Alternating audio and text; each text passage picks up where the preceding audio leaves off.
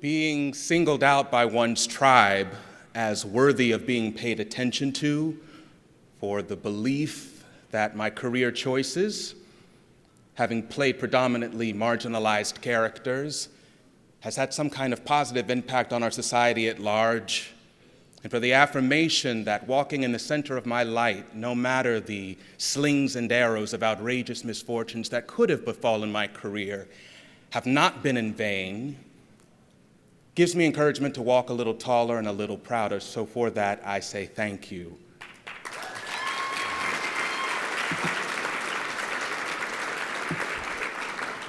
I'm certain past honorees of the Visibility Award have shared sobering stories of climbing rocky and unforgiving mountains on the way to the grand vistas known as success and acceptance, but my path has been a little different.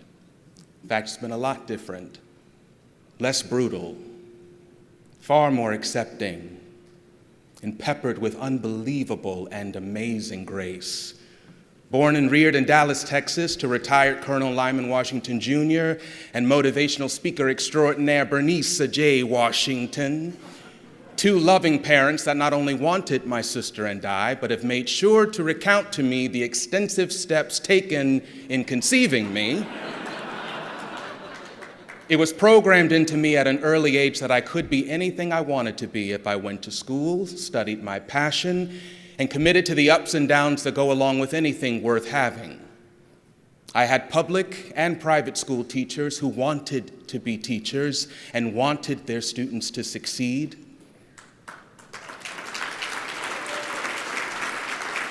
I grew up in a church family that didn't waste time excluding or reducing people who were different, because that was done to them and it was done to their mothers and their fathers. So I have had encouragement to be whatever it is that I could dream up being. And thus far on my path, no one other than myself has ever let me down. Yet, my climb has been very steep, at times terrifying to that part of my impatient ego that demands to know, where's the next step? What's at stake if I choose not to take it? And is this view from this mountaintop called success really worth it?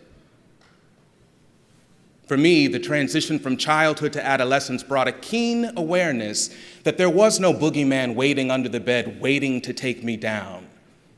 But that shift from prickly adolescent years into adulthood introduced the dirty demons that live inside of us all.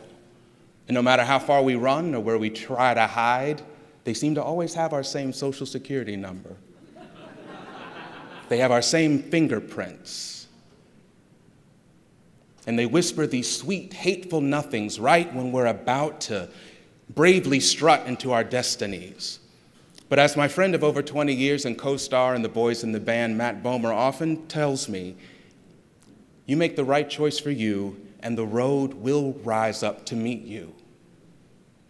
So 10 summers ago, as I was entering the dirty 30s, after an avalanche of professional rejection for vast and complicated reasons, I watched a documentary called Brother Outsider, and I heard 1,000 gospel-throated angels power belting in my soul.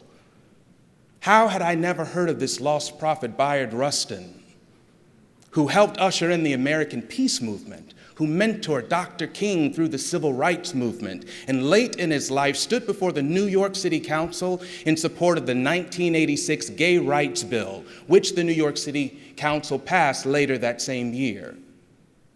Why hadn't I heard of him? Because someone from the next generation who benefited from his sweat was supposed to tell his story. Time was waiting for me to speak his name so that his rocky climb to a not-so-grand vista, not yet called acceptance, wouldn't be in vain.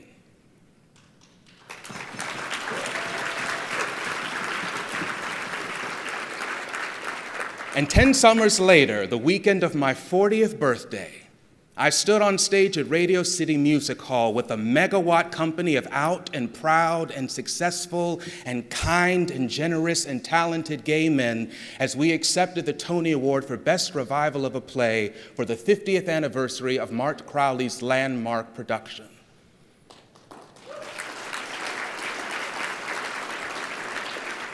Later that same month, my play, Blueprints to Freedom, an ode to Bayard Rustin, which was produced at La Jolla Playhouse and Kansas City Repertory Theater 4 years ago, finally got its first reading as a part of the Stonewall 50 Pride Play Festival, produced by my high school chum, Michael Urie, along with Nick Mayo and Doug Nevin. So, as I stand in this moment, I think of the faith of my parents. I think of the blood Bayard Rustin's generation spilt to get my generation free. I think of Mr. Rustin advocating for a gay rights bill that eerily mirrors HRC's tireless effort in getting the Equality Act passed, which would provide consistent and explicit non-discrimination protests and protections for LGBTQ people, and it would help us safeguard the next generation's human rights. Now, on Monday, I begin what we call a dream project, one of those projects you never dreamed to dream up. This fall, I get to assume and inhabit 30 characters in a solo show written and originally performed by the great Anna Devere Smith.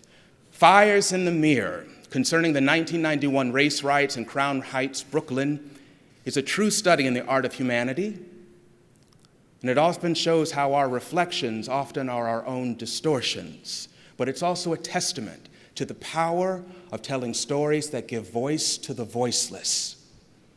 To document not just our own tales, but the stories of people who survived events that define our collective time on this earth and our collective struggle for social justice.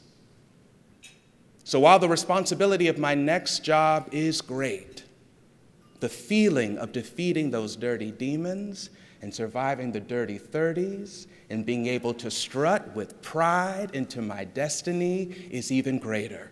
So I thank you, HRC, for seeing me and for reminding me how disappointed you would be in me if I dare dim my light now that I get to stand on acceptance and witness this most magnificent view.